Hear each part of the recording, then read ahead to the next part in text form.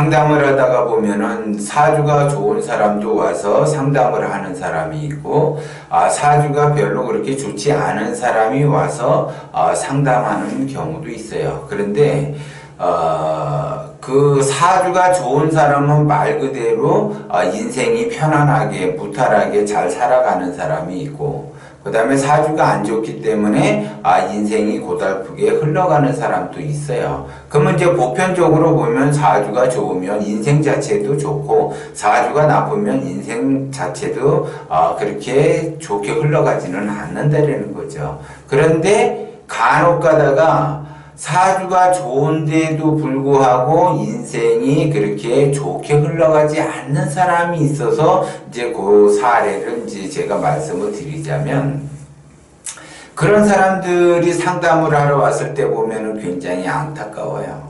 그러니까 말 그대로 자기의 그 삶의 수준이 80%, 90% 이렇게 그 편안함을 누리고 말 그대로 돈 걱정 없이 살면서 의식주가 안정이 될 팔자인데 굉장히 그 어렵게 살아간다라는 거죠. 그거는 왜 그러냐면 예전에 이제 그분이 이제 상담을 하러 왔는데 젊은 날에 부모가 말 그대로 좋은 그 신랑감을 이렇게 주선을 해가지고, 그러니까 이제 맞선을 보게끔 해서 그 사람한테 시집을 가라. 그렇게 하게 되면 네가 굉장히 그 좋아질 수 있다. 이렇게 해서 이제 그 자리를 마련을 했는데, 그냥 이제 맨 처음에 선만 봤어요. 선만 봤는데 그 신랑 측에서 그 신부를 좋게 생각해서 그럼 이제 마음에 든다. 그래서 이제 결혼했으면 좋겠다. 결혼 날짜를 잡았으면 좋겠다.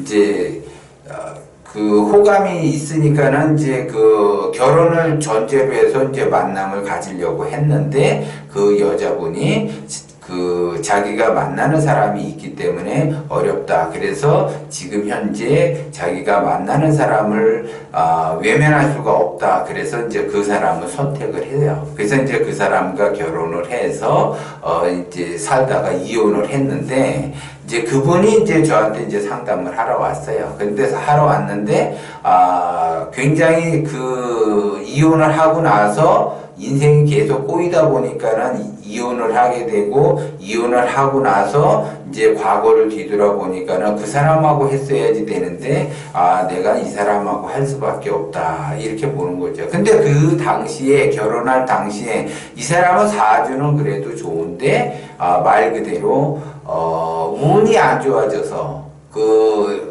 10년 운과 1년 운과 그 운대가 맞지를 않았기 때문에 운이 안 좋아져서 운이 안 좋을 때 결혼을 하게 됐어요. 그 남자의 사주에 그 힘이 좋아서 그 사주에 갇혀가지고 결혼을 하게 된 거죠. 그래서 그 결혼을 하게 돼서 인생을 살아보니까 굉장히 힘든 그 형국으로 갔대라는 거죠. 그래서 이제 자기는 어디 가서 이렇게 팔자를 보면 사주는 좋은데 삶이 그렇게 녹록하지는 않다라는 소리를 더러 들었다라고 이야기를 해요. 그래서 이제 저를 만나서 와서 이제 같이 공부도 하고 뭐도 해서 이제 원래 그 사주 팔자에 그 좋은 영향을 받게끔 해서 이렇게 바꿔주는 경우가 있는데, 대부분 사람들이 자기 사주에 의해서 살아가는데, 내가 그러면 사주가 안 좋다고 해서 그러면 어렵게 살아야지 되니까 그것도 아니라는 거죠.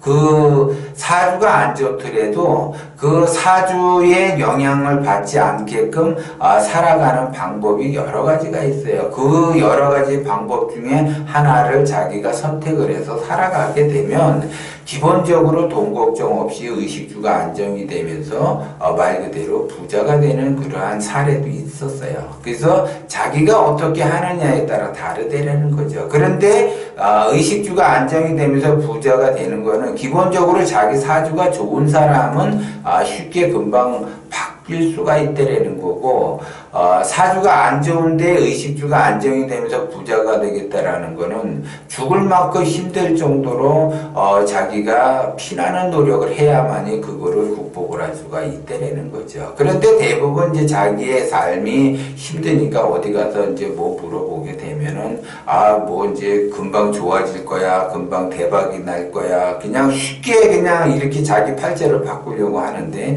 그런 거는 없다라는 거죠. 근데 사주가 안 좋으니까 그런 어리석은 곳에 가가지고 감언이설에 그냥 넘어가서 그냥 조만간에 대박이 날 거야, 큰 부자가 될 거야 이런 소리 들으니까 기분은 좋죠. 기분은 좋으나 자기 인생은 변하지가 않는다라는 거죠. 근데 대부분 사람들은 그런 말을 원해요. 그냥 몇 년만 고생하면 큰 부자가 된다, 큰 떼돈이 들어온다, 이런 거를 원한다라는 거죠. 그래서 어디 가서 점을 보게 되면 사람들의 그 심리를 이용을 해서 그렇게 이야기하는 곳이 많다라는 거죠. 그러면 그 보면 뭐 하냐 이거죠. 자기 인생 자체가 변하지를 않았기 때문에 그래요. 그런데 사람은 반드시 자기 사주대로 살아가고 팔자대로 살아간다라는 거죠. 그런데 내가 얼마만큼 그 노력을 하느냐에 따라서 그 사주도 극복을 할 수가 있다라는 거죠. 그런데 내가 태어난 것이 사주팔자가 별로 그렇게 좋은 것도 아니고 불량스러운데 나의 행동과 나의 생각이 불량스럽다 그러면 더 나락으로 떨어질 수밖에 없어요. 그래서 내가 사주도 안 좋고 관장이 안 좋다 하더라도 내가 나름대로 극복할 수 있는 그 방법에 따라서 예를 들어 내가 열심히 노력을 한다. 그래서 말 그대로 욕심을 내려놓고 원심으로 간다. 기본적으로. 그러면 사주팔자의 영향을 받지를 않아요. 그런 사람들은. 그러면 그러한 삶 속에서 열심히 노력을 하면 말 그대로 돈 걱정 없이 의식주가 안정이 되면서 부자가 되는데 그놈의 욕심을 내려놓지를 못해가지고 그렇게 힘들게 살고 허덕이는데도 불구하고 자기가 욕심이 있는 줄도 모르고 그 다음에 자기가 욕심을 내려놓는다고 자기는 했는데 실제적으로는 의식세계에서만 내려놓고 무의식세계는 내려놓지를 못해요. 그러면 말 그대로 고통의 세월을 보낼 수밖에 없다라는 거죠. 그런데 내 사주가 좋다라고 하는데 어렵게 산다라고 하는 거는 그 사람은 말 그대로 때를 잘 못 만났고 첫 번째, 두 번째로는 자기 의지가 없는 거예요. 의지를 불태워야지 그 좋은 사주가 활활 타서 크게 발복이 되는데 본인 자신의 의지가 없어요. 의지가 약해. 자기 사주가 굉장히 좋은 줄도 모르고 그냥 여태까지 나는 이렇게 별로 좋게 그 환경이 여건이 맞지가 않아서 나는 그냥 그렇게 사는 거야. 그냥 그렇게 살다가 뭐 가는 거지. 뭐 그러면 그 사람은 그냥 그렇게 살다 가는 거고 자기 사주가 좋은 걸 안다라고 하게 되면 그 사람은 말 그대로 피나는 노력을 한다 그러면 금방 일어서고 금방 운이 바뀌게 되고 그 사주에 의해서 발복이 돼서 의식주가 안정이 되고 부자가 된다는 거죠. 그래서 내가 어떤 선택을 하느냐 그리고 내가 어떤 노력을 하느냐 그리고 내가 진정으로 사주가 좋으면 얼마만큼 좋으냐 그러면 그 사주가 얼마만큼 좋으냐 그러면 내가 진짜 말 그대로 굉장히 좋다라고 하게 되면 그런 사람은 피나는 노력은 할 필요는 없어요. 그냥 조금만 노력하면 돼요. 근데 피나는 노력해야지 될 사람은 사주가 안 좋은데 내가 이 사주를 극복을 하겠다 그러면 죽을 만큼 힘들도록 피나는 노력을 해야지 되는 거고 말 그대로 내가 천강사주로 태어났다 그러면 그런 사람은 조금만 노력하면 돼요. 근데 그 조금만 노력하면 되는데 그 조금이라는 그 노력을 안 하기 때문에 어려운 삶을 살 수밖에 없다라는 거예요. 그래서 좋은 사주를 가지고 왔는데 굉장히 힘들게 산다. 그런 사람이 제일 안타까워요.